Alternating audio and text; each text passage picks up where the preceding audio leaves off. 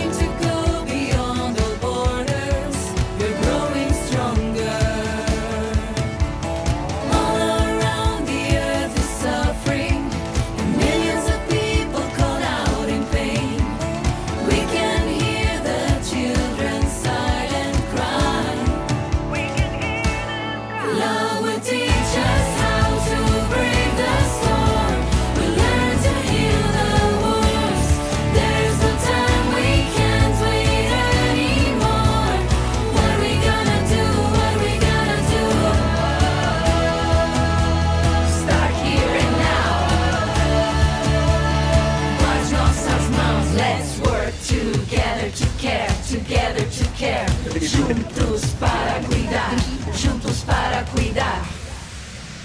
Sempre unidos sem parar, continuaremos a caminhar.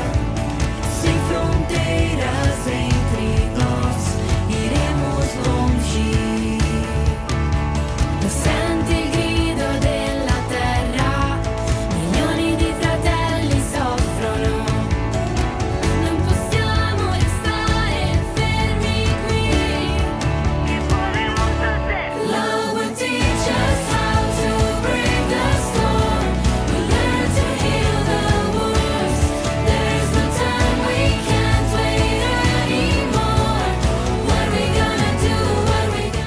Isa po to sa pinakamagandang nangyari and na-experience ko na tumulong sa mga tao, hindi lamang sa pagbibigay ng pagkain, hindi lamang sa pagbibigay ng pero yun po, iparano sa kanila yung pagmamahal ng Panginoon.